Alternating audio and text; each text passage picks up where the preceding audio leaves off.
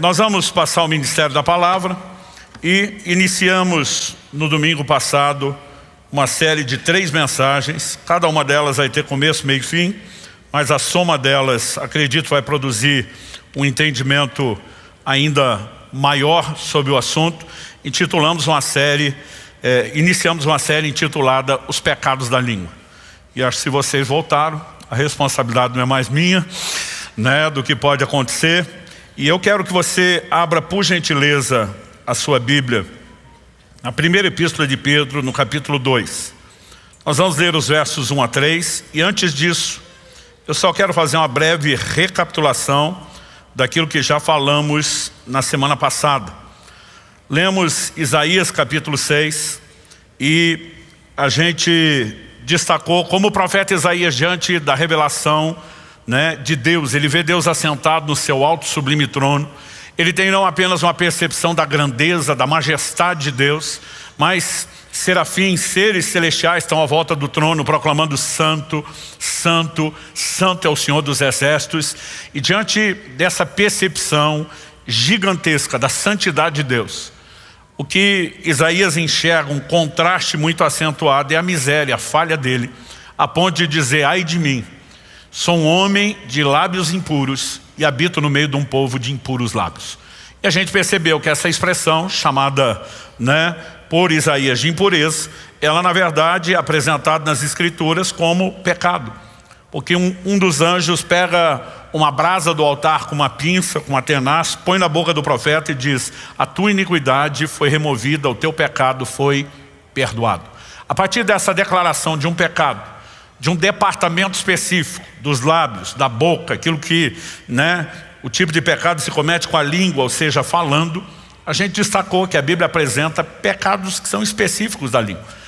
Nós podemos falar de pecados que são familiares, quebram os princípios da família, relacionais, todo tipo de relacionamento, mas a Bíblia tem essa categoria de pecados da língua. No Salmo 39:1, o salmista diz: eu disse comigo mesmo, guardarei os meus caminhos para não pecar com a língua, porém mordaça a minha boca. Então, se há pecados da língua, esses pecados tanto devem ser evitados, como quando, se nós reconhecemos que já os cometemos, não evitamos, o processo de arrependimento, como diz Isaías, de se expor aos recursos divinos para a santificação, precisa acontecer na minha e na sua vida. E eu disse que seriam 3 domingos aqui de confronto, porque a palavra expõe a nossa realidade, a distância entre aquilo que somos e o que deveríamos ser, mas que a perspectiva deve ser correta. Ou seja, nenhum de nós deve sair desanimado pelo que ainda não alcançou, mas encorajado a ser trabalhado por Deus, corresponder com Ele e avançar para aquele lugar que Deus tem para nós. Por que é que Deus expôs o pecado de Isaías? Não foi para dizer: olha, infelizmente, por causa disso eu não posso te usar. Foi para poder aperfeiçoá-lo, para que então depois Deus pudesse falar o que o profeta ouviu: a quem enviarei, quem há de ir por nós? E o profeta, agora aperfeiçoado, pudesse responder a Deus: eis-me aqui, envia-me a mim. E aquela boca, antes tomada pela impureza, agora santificada, pode se tornar um instrumento de Deus.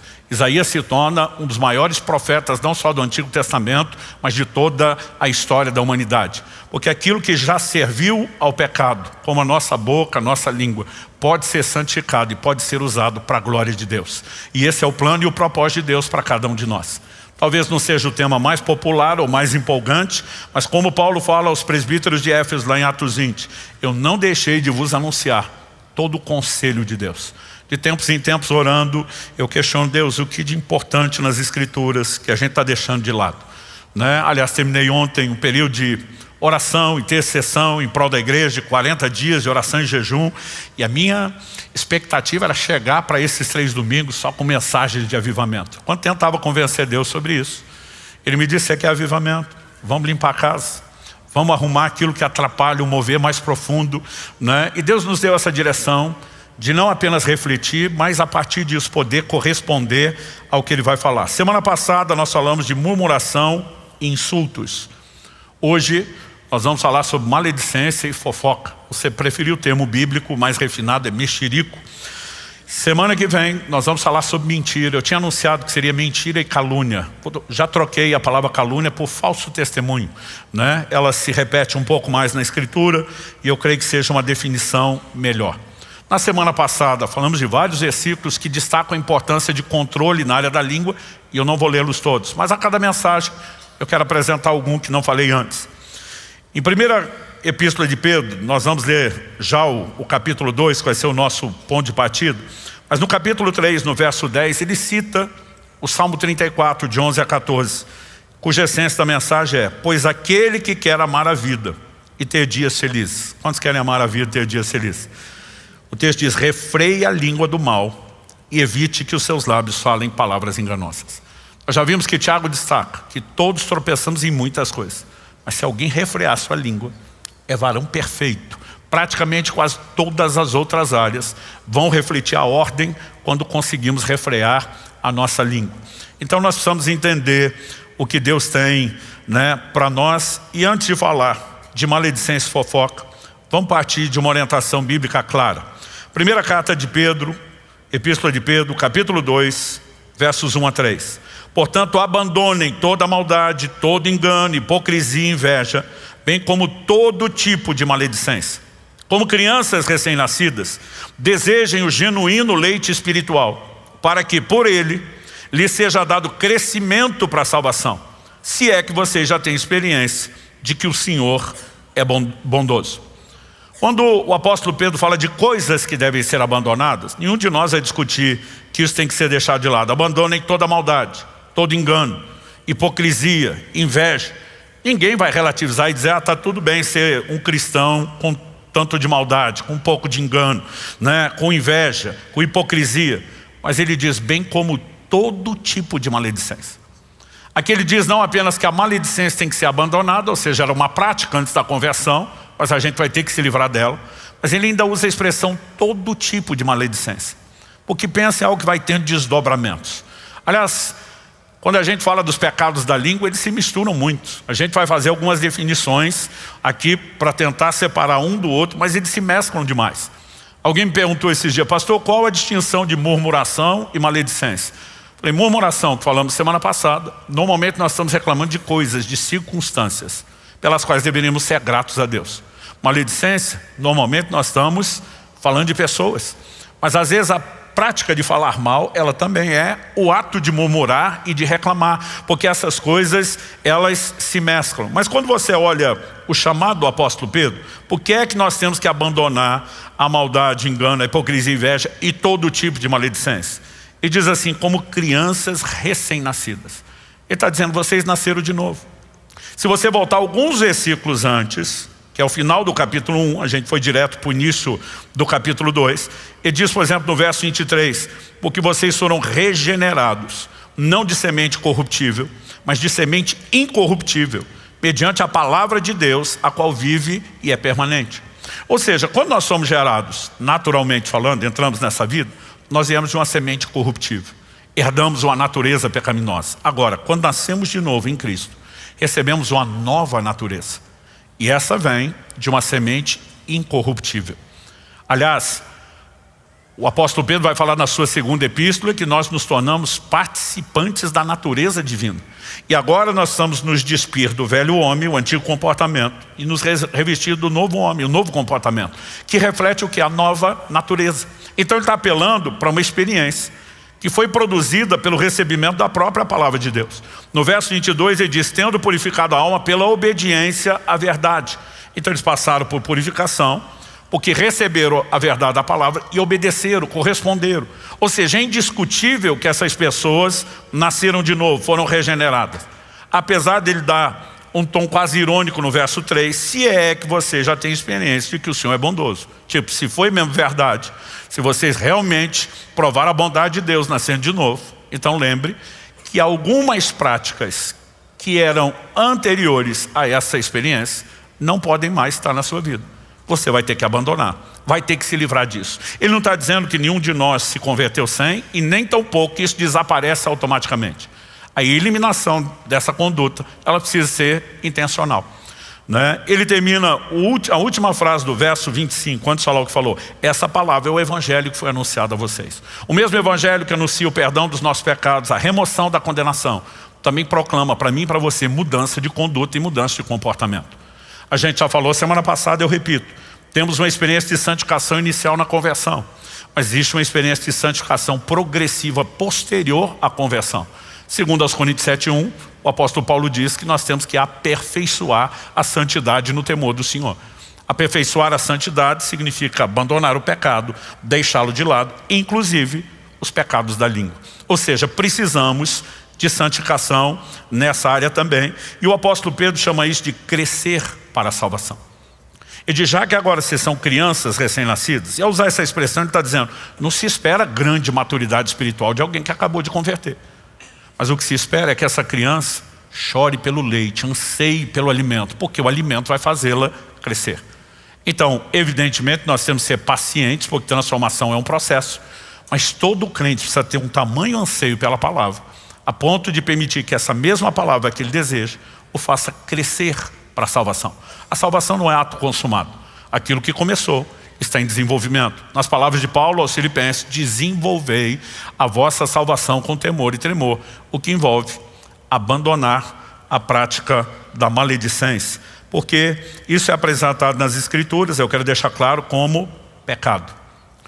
E se é pecado, não pode ser tolerado. Porque de alguma forma certas práticas a gente diz, não, isso aqui é horroroso, não podia estar na vida do cristão. E outras a gente relativiza a ponto de defender e ficar um pouquinho mais confortável, né, com a presença delas na nossa vida. Então eu quero destacar em primeiro lugar o problema da maledicência. Apresentá-lo como pecado, algo que é uma questão de caráter, que não pode ser parte da nossa vida. Depois vamos ampliar um pouquinho mais o assunto, falando a respeito de como agir com os maledicentes, porque a Bíblia fala disso. Não adianta apenas eu e você vencermos o nosso problema. A gente precisa saber lidar com gente que ainda não venceu deles, para só depois falar da fofoca. Mas o que eu vou falar no meio sobre como lidar com os maledicentes, vale para as duas coisas. É para o maledicente e para o fofoqueiro ou o mexeriqueiro. Pastor, não é muito fina a linha entre uma coisa e outra? É. A diferença é a desculpa que cada um dá. O maldizente, ele admite que está falando mal mesmo de alguém. O fofoqueiro, às vezes, ele diz, não estou falando de ninguém, só estou contando as coisas. Tipo assim, só estou passando um fato, faça você o juízo que quiser. Então, às vezes, ele tem uma desculpa de tipo, eu não quero depreciar. Mas a verdade é quando você expõe certas situações que não precisavam ser expostas, você está levando as pessoas a fazer mau juízo, né, dessas outras. Mas como a Bíblia fala tanto de um como de outro, eu vou separar os dois assuntos. No meio, eu vou falar sobre como agir, né, com o maldizente, mas isso também serve para o mexeriqueiro, como é a linguagem bíblica. Então vamos para o problema da maledicência. Em primeiro lugar, Tiago capítulo 4, verso 11, diz assim, irmãos, não falem mal uns dos outros. O texto é claro, é direto. Não precisa discutir, não precisa de interpretação, não precisa de nenhuma análise profunda. Aliás, você pode repetir comigo, diga, não falem mal uns dos outros.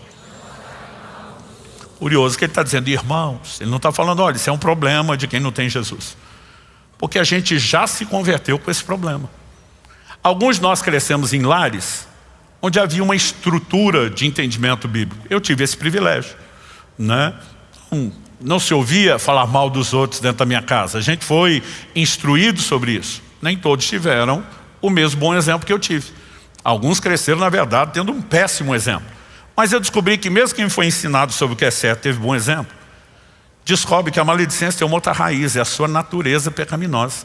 E a inclinação a cometê-la está dentro de todos nós. Então alguns, né, vamos ter que simplesmente lidar com um tipo de história, outros com outros. Mas a orientação bíblica é antiga, porque naquela época os problemas eram os mesmos de hoje. Aliás, você pode olhar, Tiago está falando cerca de 2000 anos atrás, você pode voltar mais de 3.500 anos atrás, né? Na época, por exemplo, ali de Moisés, ou mesmo antes de Moisés, o início dos registros bíblicos, e você vai perceber que problemas como esse já eram cometidos desde o início da humanidade, porque tem a ver com a natureza. Mas Tiago não para aí, ele diz, irmãos, não falem mal uns dos outros. Eu vou ler o verso 10 e 11. Aquele que fala mal do irmão ou julga seu irmão, fala mal da lei e julga a lei. Ora, se você julga a lei, já não é observador da lei, mas juiz. Então, em primeiro lugar, nós temos uma ordem clara de não falar mal dos outros. E se é uma ordenança bíblica, e a definição bíblica de pecado, 1 de João 3,4, é que o pecado é a transgressão da lei. Desobedecer à lei divina e falar mal é pecado, né? Maledicência é pecado. Não é apenas um mau hábito, não é apenas algo que atrapalha relacionamentos, né? Ele fere a essência da nossa relação com Deus. É tratado como pecado. Além de ser uma quebra direta, uma ordem de não falar mal, é a desobediência também de um outro aspecto. Porque eu e você não somos apenas ordenados a controlar nossa língua a ponto de não falar mal. Nós somos também orientados a falar bem. Não só orientados, é uma ordem. Lucas capítulo 6, verso 28, Jesus no Sermão do Monte diz: bendizei os que vos maldizem. Ou seja, eu não apenas me abstenho de falar mal, eu preciso aprender a falar bem. Tiago capítulo 3, eu li isso semana passada, do verso 2 ao 8. Eu quero repetir só o 7 e o 8. E eu vou ler até o 12, Tiago 3. A Escritura diz: pois toda espécie de animais, de aves, de répteis, de seres marinhos se doma e tem sido domada pelo gênero humano.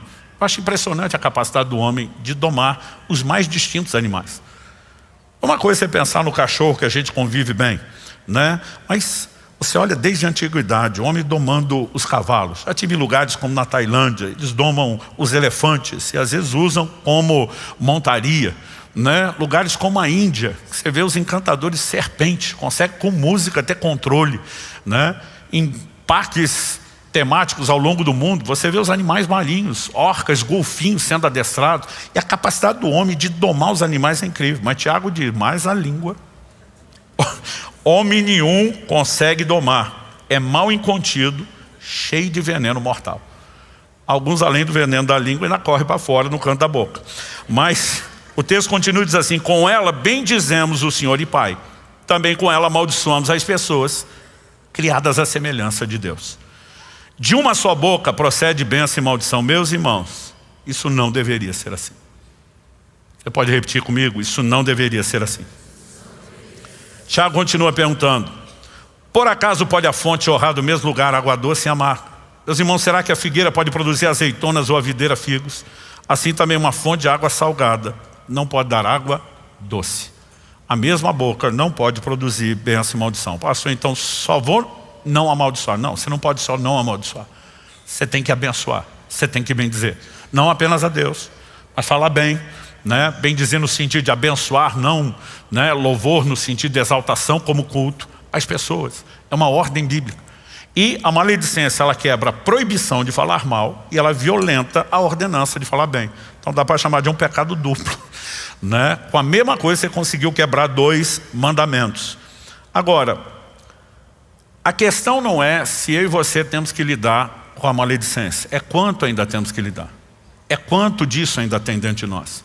Não significa que eu e você não tivemos nenhum tipo de mudança, né? Mas Tiago, antes de falar da língua, no capítulo 1 e no verso 18, ele fala que Deus, segundo o seu querer, nos gerou pela palavra da verdade. Está falando da experiência de novo nascimento.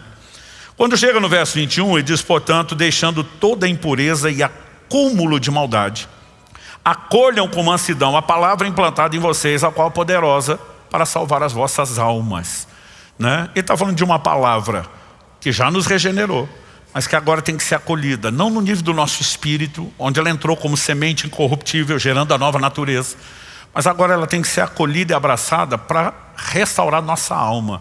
Vai mexer nas nossas emoções, na nossa vontade, na maneira de pensar. Por quê? Ele falou que ainda existe acúmulo. Algumas versões traduziram isso como vestígio de maldade. Quando eu e você nos convertemos, né, a gente pode olhar e muito do mal que esteve presente na nossa vida foi arrancado, graças a Deus. Mas normalmente ele deixa vestígio. É impressionante como os peritos criminais conseguem, pelos vestígios da cena do crime, às vezes conseguir saber que tipo de crime foi cometido. Então, se tem uma parede furada de bala, sabe que uma arma foi disparada. Dependendo a angulação, sabe a altura do disparo. Dependendo da profundidade de penetração da bala, a distância que estava. Porque às vezes o vestígio, ele denuncia o crime, não está mais lá. Mas ele dá para saber o que aconteceu. E alguns de nós temos marcas e vestígios de coisas que já não estão presentes na nossa vida, mas que ainda, enquanto vestígio, tem que ser tratado. Então, acúmulo de maldade.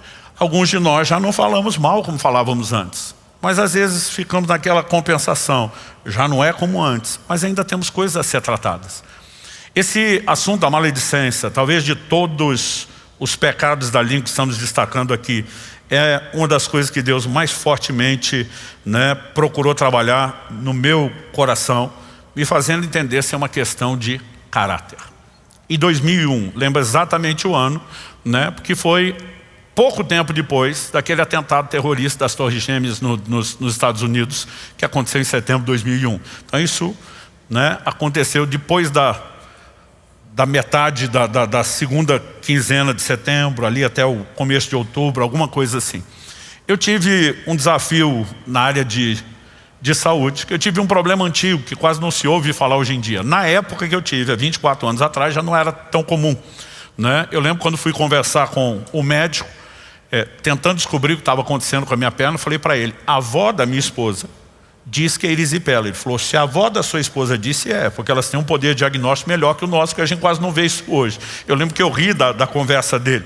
Mas ele basicamente me explicou, falou, Luciano, a erisipela é uma bactéria, normalmente entra por alguma ferida, provavelmente no pé, porque você tem algo que está acontecendo aí na perna.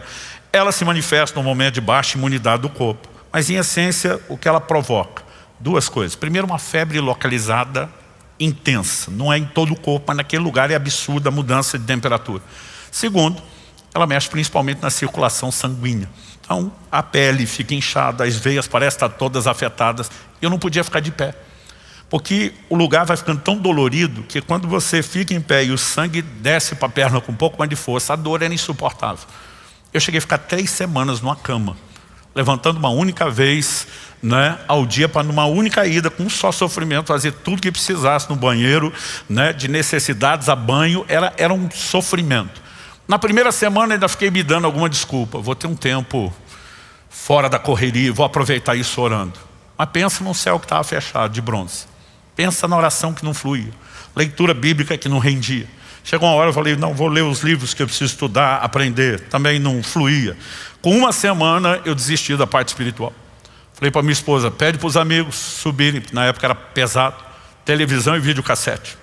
Vou para o entretenimento. Não achava que aquilo ia durar tanto tempo. Quando entrou a 3ª semana, eu não aguentava mais nem ver filme. Aquilo estava um tédio, sem contar o sofrimento. Eu lembro quando entrou a 3ª semana, eu comecei a orar. Falei, Deus, até hoje, todo tipo de enfermidade, de situação, desafio no corpo que eu lido, a gente enfrenta, não só com medicação, com oração e fé. Para você ter ideia, o médico me informou, falou, Luciano, não é qualquer antibiótico que resolve isso. Ele falou, penicilina, por exemplo, que na época ainda se usava, já não tanto. Ele falou, não vai nem cócego.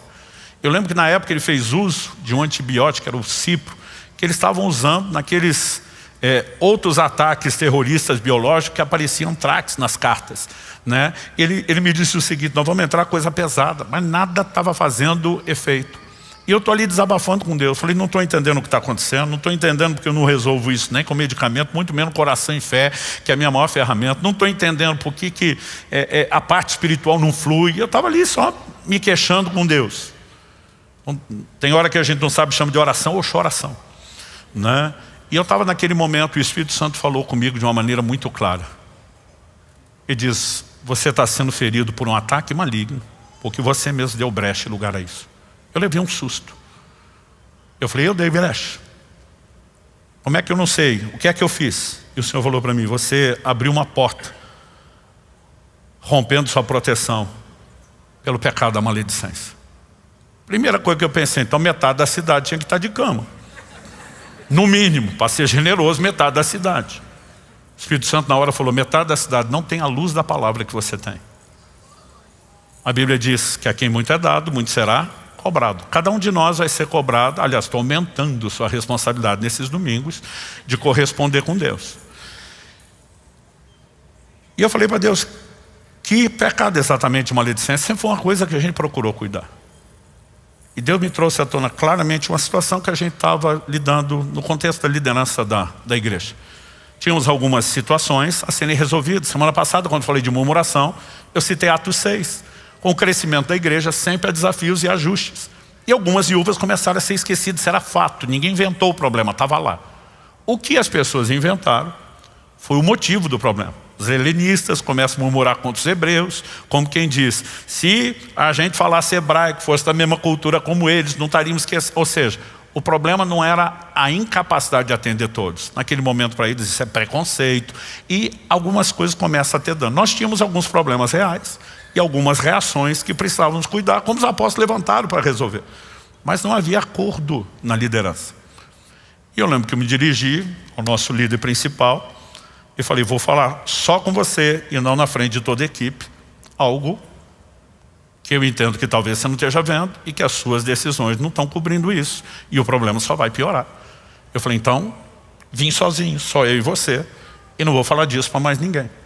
Na próxima reunião, ele abre o assunto e diz, Luciano me procurou com preocupações, que eu acho que toda a equipe tem que saber e não é só eu. Ele não quer me expor, mas ele acredita que eu estou agindo errado e eu quero que ele fale com vocês. A partir do aval dele, falei, você tem certeza? Ele falou, sim. Eu abri para toda a equipe. O problema...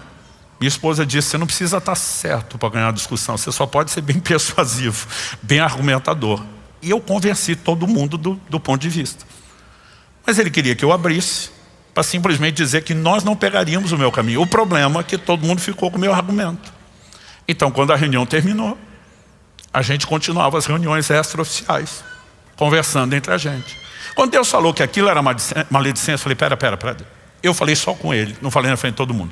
Eu abri para os outros que ele mandou. E o que eu estou falando agora com os outros não é nada que ele não saiba. Deus me disse, tem dois tipos de maledicente, o falso e o honesto. Você é honesto. Mas ainda está cometendo a maledicência. O que precisava ser tratado na reunião foi, você continua fermentando todo mundo. E naquele momento, Deus me fez uma pergunta.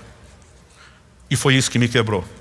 Se você tivesse que colocar no meu lugar e enviar o seu próprio filho à terra para salvar a humanidade, que tipo de pai adotivo você escolheria para ser um espelho para o seu filho? Quais características você esperar nele? Puxei a folha de papel e comecei a escrever. Não deu uma coluna, fiz a segunda, fiz a terceira. Tudo quanto é bom adjetivo que você imaginar, eu tentei nomear naquele pai, porque eu pensei, se fosse para ser pai do meu filho, já seria exigente. Mas eu pensando como Deus, o padrão tem que ser completo.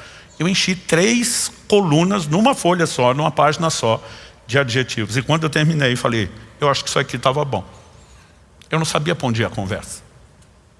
Foi nesse momento que o Espírito Santo falou comigo, vá lá para Mateus capítulo 1 e vai ver a minha lista a respeito da pessoa que eu escolhi.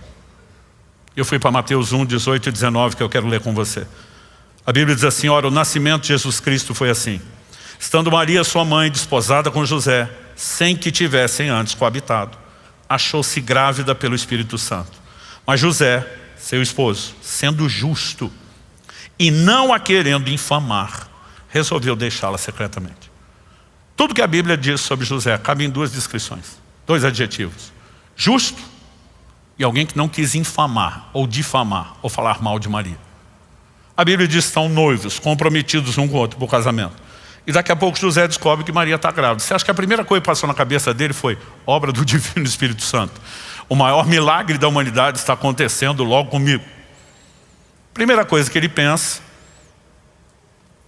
é que Maria foi infiel. Ele não vai sustentar o compromisso, casamento cancelado.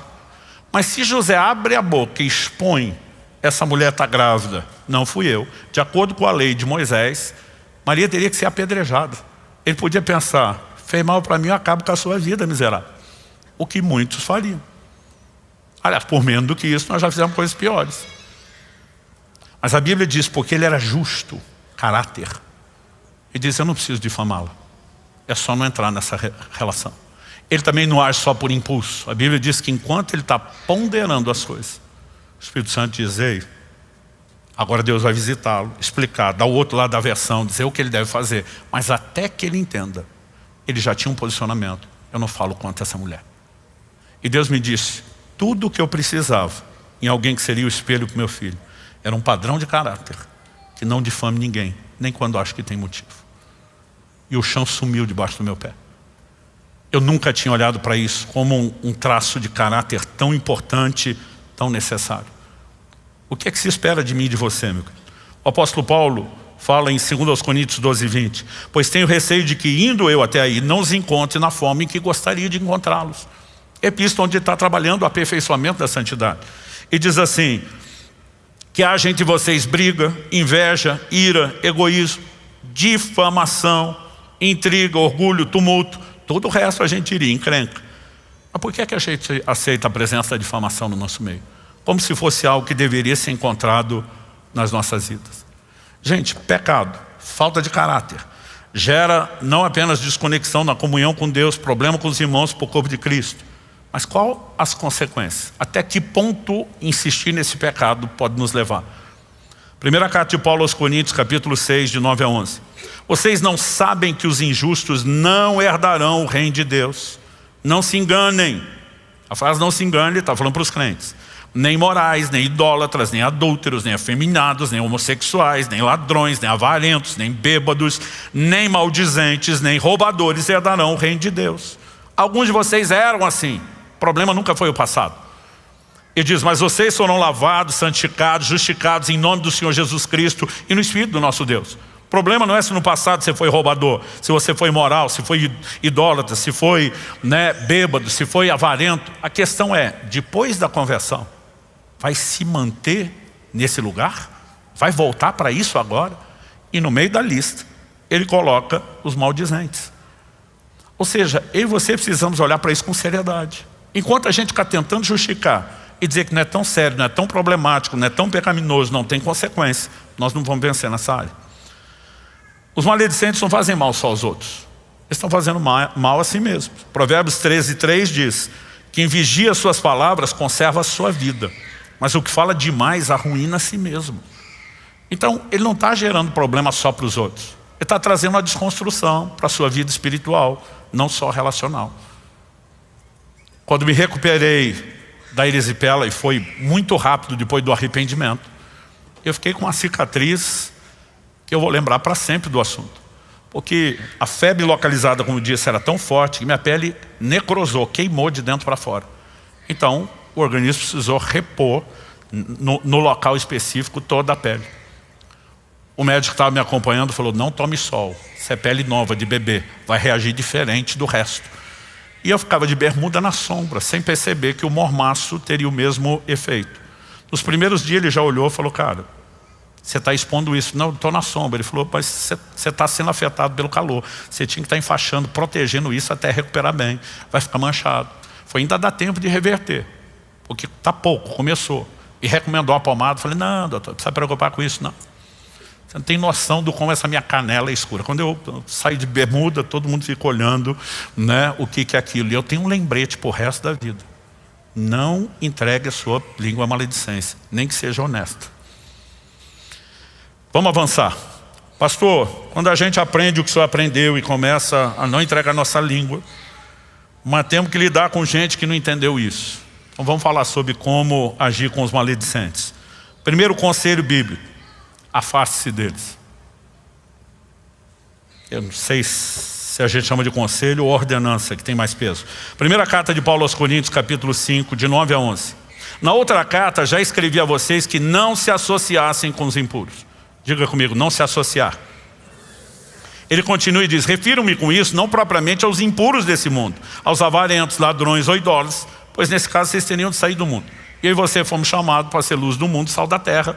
Não dá para simplesmente dizer, a gente não tem nenhum tipo de contato. Olha o que ele diz, mas agora, escrevo a vocês que não se associem com alguém que, dizendo-se irmão, ou seja, tendo passado pela experiência do novo nascimento, for devasso, avarente, idólatra, maldizente, bêbado ou ladrão, nem mesmo comam com alguém assim. A ideia de evitar a pessoa não é descartar quem tropeçou. Se você pegar o conselho que Paulo dá nas duas epístolas, ele vai falar sobre pessoas que precisavam ser isoladas pelo pecado que cometeram, Mas o apóstolo Paulo vai dizer que eles precisavam de um processo de disciplina, mas ao mesmo tempo não poderiam ser consumidos por excessiva tristeza. Então, se você pega o ensino de Paulo, além da epístola aos Coríntios, ainda vai dizer, trate como irmão, não como inimigo. Mas havia uma medida que visava levar a pessoa a refletir sobre os seus atos e poupar. Porque quando você deixou de ser influência e insiste no contato, provavelmente você vai acabar sendo influenciado.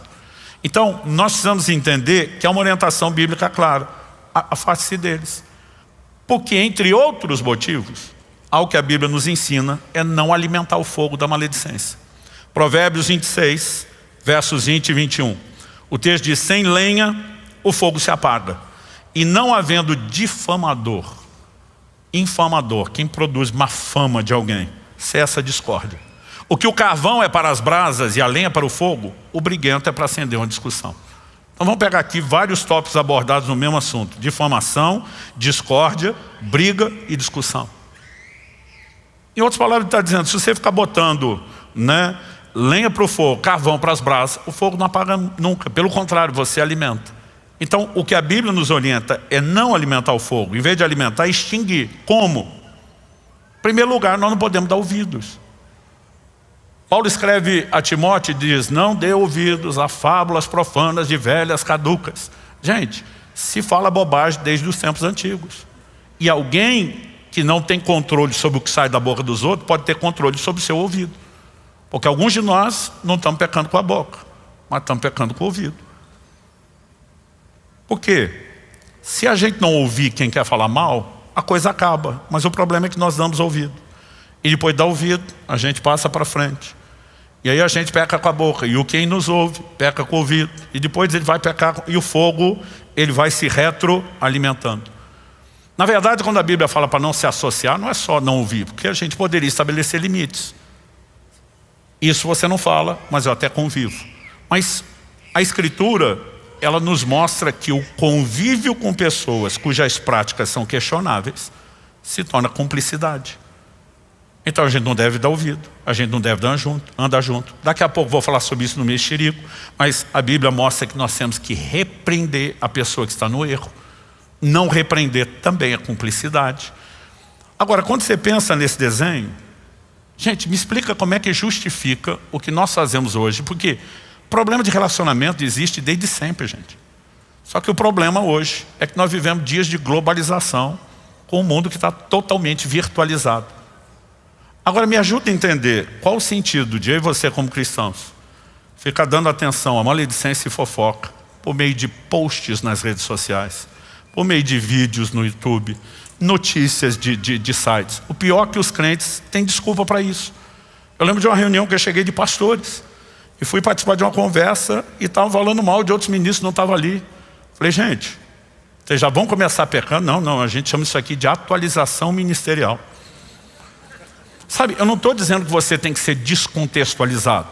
Me parece que Jesus era bem contextualizado. Quando alguém foi comentar com ele: o senhor está sabendo do sangue daquelas pessoas que Pilatos matou, misturou com o sacrifício deles? Jesus estava a par. Ele diz: não pensem vocês que eles eram mais pecadores que os demais. Se vocês não se arrepender, vão perecer de igual modo. Jesus responde: e aqueles 18 sobre os quais desabou a torre de Siloé?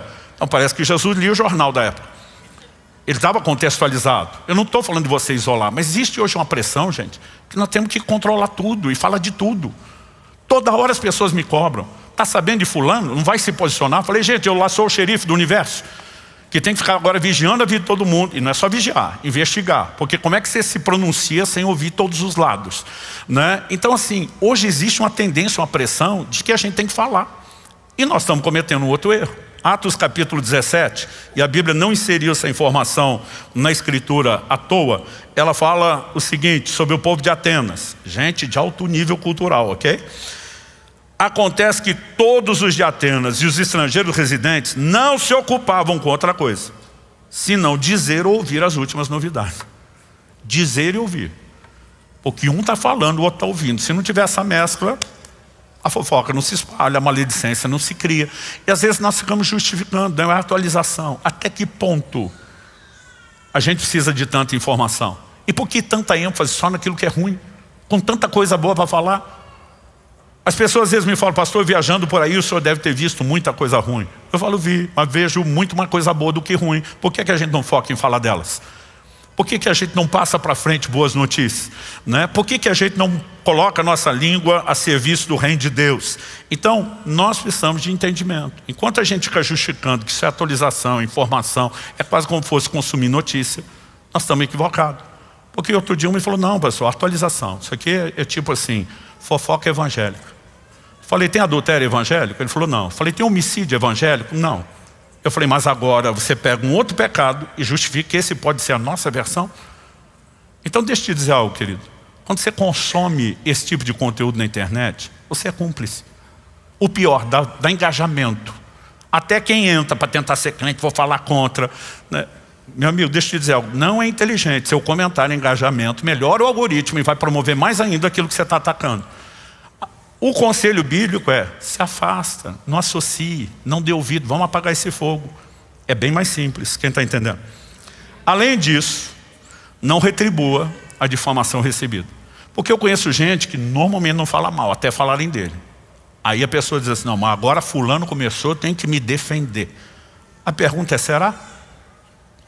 Jesus disse, eu citei antes Lucas 6:28, bendizei aos que vos maldizem, orai pelos que vos caluniam. Tudo que você precisa é aprender a falar bem e orar.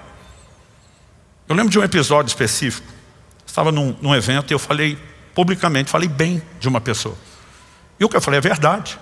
A pessoa era louvável naquilo que eu falei. Mas alguns pastores me procuraram depois e falaram, olha, nós estamos bolados. Ou você é crente de um jeito que nós não entendemos, ou você é um falso. Eu falei, por quê? Ele falou, a gente sabe que você sabe que fulano tem falado mal de você. Eu falei, que tem a ver uma coisa com a outra. Eu falei, o que fulano faz revela quem ele é. O que eu faço revela quem eu sou. A gente tem que escolher. O que eu falei sobre essa área específica é mentira. Vocês conhecem ele? Não, é verdade. Eu falei, então ele tem que ser louvado por isso. A outra parte, eu prefiro ficar quieto, já que não dá para falar bem daquilo.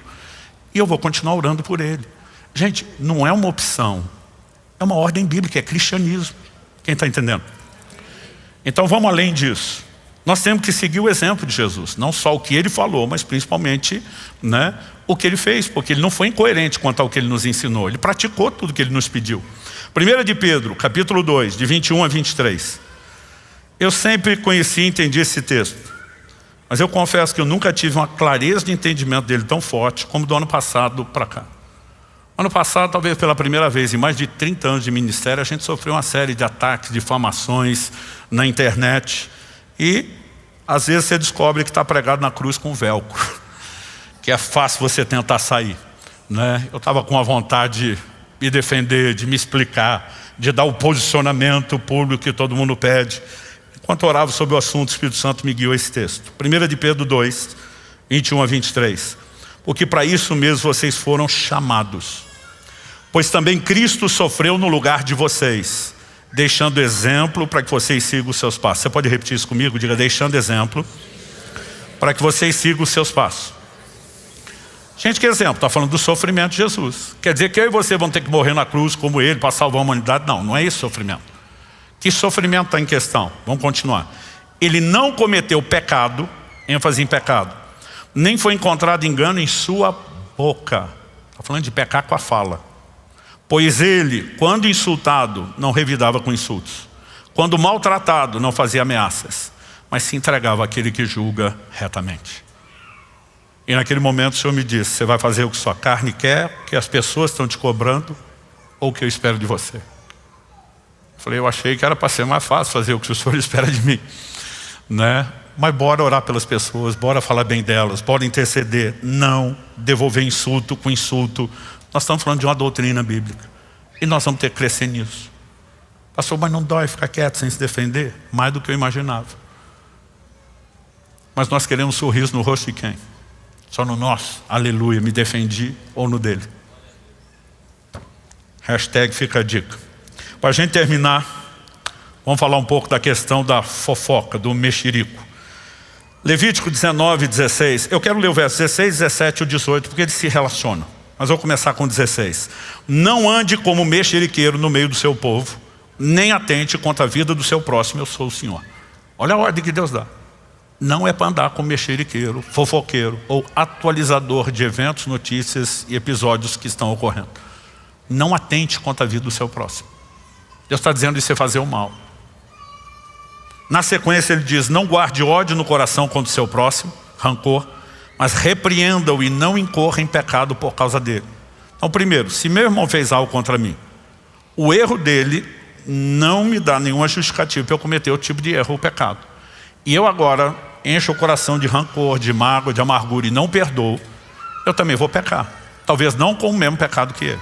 Mas quando a Bíblia diz, repreenda-o para não incorrer em pecado, Deus está dizendo, quando eu vejo pecar, falando mal de outro ou fofocando, empresto a ele meu ouvido e não confronto ele. Eu sou cúmplice. É pecado de cumplicidade. Ou seja, nós não apenas não devemos dar ouvidos, como deveríamos estar repreendendo. Como é que nós lidamos com isso?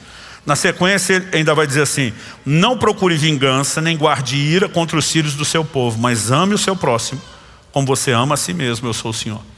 Deus está falando que todo esse contexto da maledicência, do mexerico, está relacionado a várias outras questões. A Bíblia vai falar aqui de discórdia, de problema com o próximo, de ira, né, de vingança. Gente, é muito difícil você encontrar alguém que está fria e neutramente só comunicando algo que aconteceu. Sempre tem sentimento envolvido. E às vezes eu não tenho um sentimento direto à pessoa de quem eu estou falando mal, mas às vezes o que ela representa.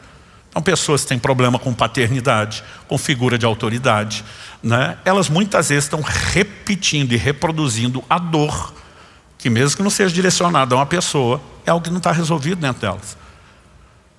Como eu disse, o exemplo da murmuração de semana passada de Atos 6. Temos um problema? Tem. Vamos apresentar o problema, resolver o problema é uma coisa.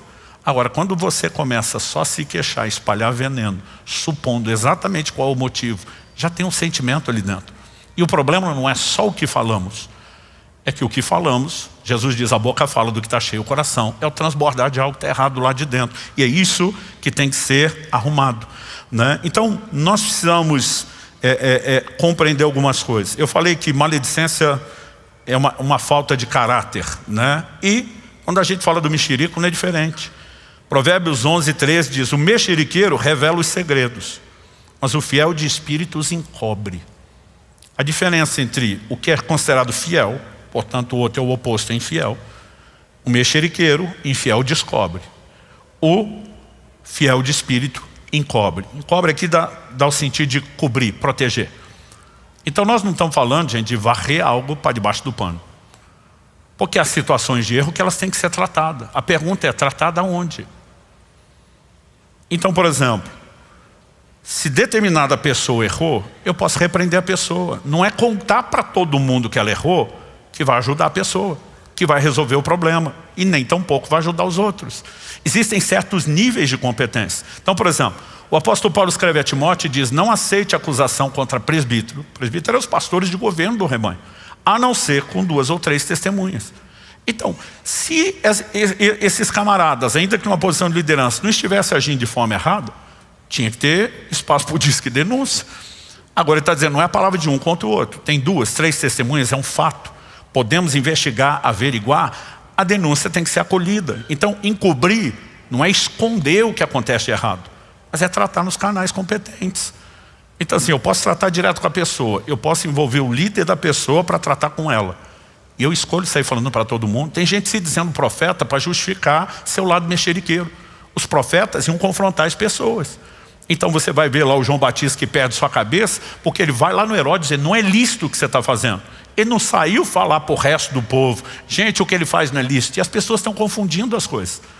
Agora, mesmo quando nós falamos da queda de pessoas que tem que ser tratado nos lugares certos, nem tudo isso tem que ser público. Saul está perseguindo Davi, tentando matar Davi, se opondo a tudo que Deus tem na vida de Davi. O povo diz, se vingue, se defenda, isso é legítima defesa. Ele diz, não toque no ungido de Deus. E o dia que Saul morre, alguns lugares de Davi estariam fazendo festa, pelo menos por dentro. Deus pesou a mão, é o gospel vingativo, aquele evangelho de agora chegou a hora. Davi chora, Davi compõe uma canção de lamentação que envolve não só seu amigo Jonatas, mas Saul, seu pai, como caíram os valentes. Ele prefere olhar em tudo que de bom aquele líder tinha feito pela nação, como tinha livrado ele dos filisteus, dos seus inimigos, e no meio da sua lamentação ele diz, não proclamem isso nas ruas de Gate. Notícia ruim, não é para ser falada para todo mundo. A gente chora, a gente lamenta, a gente conserta, tem que consertar, mas não precisa botar a boca no mundo. Dá para entender a diferença? Então, certas coisas elas são cobertas no sentido de exposição desnecessária. Não que não devam ser tratadas, mas vão para os fóruns competentes. E se nós não vigiarmos em relação a isso, nós vamos ter problema. Agora, assim como falamos do maldizente, do maledicente, a Bíblia ensina a evitar a companhia e conversa dos mexeriqueiros. Provérbios 20:19. O mexeriqueiro revela os segredos, portanto não se meta com quem fala demais.